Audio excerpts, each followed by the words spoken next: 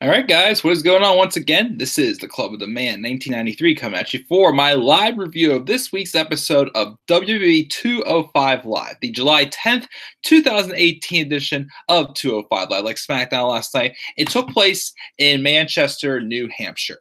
Overall, it wasn't a bad episode of 205 Live. We had just 3 matches on the card, a couple of matches being set for next week also, and a Cruiserweight Championship match, which won't deny was not quite as good as the Murphy and Alexander match. I thought the main event match I thought was good, but I felt the crowd not being as into it was what hurt it a little bit. But I think it was still a fun match. But I definitely think Alexander and Tommy can do a little bit more than they could do based on what I saw. But let's get right into it. I'm not much to say really. Just a good, great episode of Raw. I mean, not Raw, of 205 Live. But let's get right into it. We started off with a video package of what Hideo Itami have been up to in recent weeks. He interfered during the match between Mustafa Ali and Buddy Murphy, and then it was set for a triple threat, which he won that. And then the story with Alexander asking when his next challenger was going to be, because Alexander hasn't really been in much action since he won the Cruiserweight Championship. Yes, he beat Buddy Murphy, but he's not really been in any other matches since. So yes, what's his next competition going to be? He suggested Hideo Itami since he won that triple threat match, so they confirmed that, and then they had a confrontation backstage. So let's see the live chat real quick. It's Dakota. The Rock is training his oldest daughter for WWE. It was good. That basement drop kick into the steps was epic. We'll definitely talk about that as well and get to the match. But we're doing live Dakota. Anyway, so first match we had was Kalisto taking on Tony Nese, the Lucha House Party, of course, Grand Metalik and Lince Dorado in Kalisto's corner, and then we had Buddy Murphy in the corner for Tony Nese. So I guess we are going to explore this alliance a little bit more, which again I'm hoping it helps Tony Nese in some ways. I feel Tony Nese is a very still one of the more underutilized cruiserweights, I feel, in the cruiserweight division. I thought they were trying something different than when they briefly turned him face, and they turned him heel again. The weird dynamic. So let's see how this goes. Match between Kalisto and Tony Nese was decent. Nothing really too crazy. But of course, the match ended in disqualification after Murphy interfered. So that was pretty much all we got there. So we'll see what happens next. It looks like we're probably transitioning more into a feud with these two stables pretty much. So we'll see what happens. What happens next with them? We have Drake Maverick welcoming back Noam Dar, who is the number 1 contender for the UK title. As we speak also as well, the GM also starts bringing up Noam Dar's past with Alicia Fox. Long gone, please. Tells him things have changed since he got hurt, but TJP interrupts to say they have changed. They're much worse. He complains he beat the super loser if he had known who he was facing. So then Dar steps up to him, and the Maverick makes a match official for a rematch between the two of them next week. Noam Dar versus TJP. So I guess Noam Dar is a babyface again. I'll give it another week or so just to be safe again. It feels like it is, but I'm still not 100% sure yet. We have I think Alexander's going to break Neville's reign where Neville walked out on them. Could. I mean, I won't be against it. WWE is going to push Ono now in NXT. Interesting. Brock Lesnar is going to get his ass kicked in UFC. Probably will be Cyborg Man. He has a match tonight. Interesting. So we'll see what happens with Cassius Ono tonight on NXT. As you've mentioned, he's probably due for a big push soon. Maybe. I mean, I don't know. I felt he was just a crafty veteran there to help put guys over. I thought maybe he'd be going to the main roster, but we'll see what happens with Ono. I mean, I have nothing against the guy. So we have the match set for next week between TJP and Noam Dar, and then we see a Tommy hype video where Cedric goes to Japanese. We then had Leah Rush taking on a jobber named Colin Delaney in a squash match. But before the match started last week, we remember we had Rush come out during Akira Tozawa's match and pretty much just trash talked him a little bit. Tozawa came out to ringside and Rush just smiled, recognizing Tozawa was using the same things he did last week. At the bell, he asks for a moment for his opponent, and he gets Tozawa a chair, sit down. And he pretty much squashes things by hitting that final hour of frog splash, which is pretty darn sick by Lio Rush. Is impressive to get the victory. Afterwards, Tozawa gets on the desk and acts like Tozawa.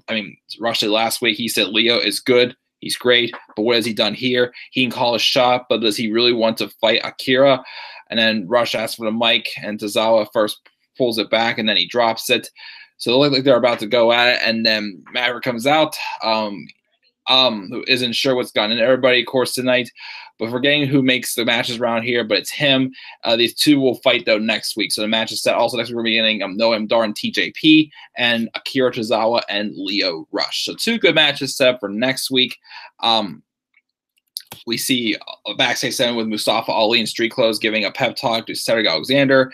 Then we have a handicap promo with Drew Gulak and Jack Gallagher and the Brian Kendrick, who seems to still be in alliance. Gulak does approve of selfies, but he understands the only way to reach today's generation. And he pretty much cut a selfie promo, and he says that now that they put the Lucha Scourge behind them, they'll be keeping a very close eye on tonight's main event. So I don't know if this is teasing that Drew Gulak is going to be one of the next challengers for the Cruiserweight Championship after. I mean, I don't know if Alexander and Itami will have another match, but maybe it could be Gulak again. I was surprised I haven't gone as soon, as I do think Gulak has been built up as a great, heel contender in 205 Live, as I've continued to praise him, definitely. So he could be next in line, I feel, for a Cruiserweight Championship shot. So we'll see what happens. And then we had our main event. It was, again, Cedric Alexander taking on Hideo Itami for the Cruiserweight Championship. Again, kind of a dream match of mine. Again, the match was still good. I mean, before I get into a little bit more details about the match was, it was a physical match, don't get me wrong, but what hurt this match is the crowd. The crowd was burnt out. We went through, an average to decent edition of SmackDown, which, again, wasn't bad, but it was, nothing really too exciting. I wouldn't recommend anybody who missed out. Like, I didn't miss anything, so don't even bother going back to watch it. So the crowd was burned out, and they're tired, so they weren't as in this match. I felt like, sometimes whenever you watch matches that the crowd's not into it, it feels slower and not as dramatic, and it should be. And that's what I felt this match lacked a little bit of. But I thought it was still physical and hard-hitting. As Dakota mentioned also in the live chat, there was that running drop kick that Tommy has been doing. He did it he did it on Alexander while planting Alexander into the steel steps. That was pretty sick right there. And of course, the finish also as well was whenever Itami was hitting the rope side by side, Alexander hit a nice counter, getting him into the lumbar check to retain the Cruiserweight Championship for the win. A good physical match. Again, probably would have been a little bit better if the crowd was a little bit more into it, but I still enjoyed it for what it was. So we got Alexander to retain Cruiserweight Championship. Again, will we see another match between Itami and Alexander? I mean, I wouldn't mind seeing a fatal four-way between Alexander, Ali, Murphy, and Itami. So I don't know if we'll get another match between them, or if eventually we're going to be getting Alexander versus Drew Gulak, as he is still being built as a serious heel on the 205 Live roster, pretty much. But that is how we went off the air. Alexander retained his championship. Check the live chat really quick. One of the Bull Breakers Extreme Rules is Lashley pins Reigns clean, and yeah, Cormier is a UFC champion. He's going to knock Lesnar's lights out. Hope he does. Lesnar has one match left on the contract, so rumor is he will lose that belt to either Reigns, Lashley, or Rollins. Would love it to be Rollins, but I guess at this point, whoever takes the belt. The only person in UFC that can beat Cormier is John Jones. He is undefeated technically. His only loss is because of an illegal kick. Interesting. And he thinks Rush will squash this all up, most likely. Do you think Alexander is the most entertaining cruiserweight? He's the best one right now, no doubt about it. But, gotta get a nudge. Also, Mustafa Ali and Buddy Murphy, I still think they're awesome as well. Tommy's on his way up, and I do enjoy Drew Gulak also. They're probably my favorites. I think he is the most talented one, no doubt about it. Would you say the lumbar check is a modified backstabber? In some ways, yes, but I think it is pretty effective for the most part. Did you know Lesnar has only faced big guys? He only has, yeah, exactly. I mean, I'm pretty sure if they face like smaller guys, they wouldn't think it would be as believable when I would treat more like squash matches, pretty much if that was the case. But what do I know?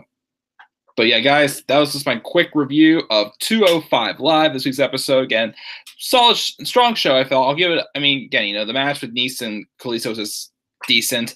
I like stuff with Tozawa and Leo Rush, and the Crew Championship match was about either. So with that, I'll be able to give this episode a B+. A B+ this week's episode 205 Live.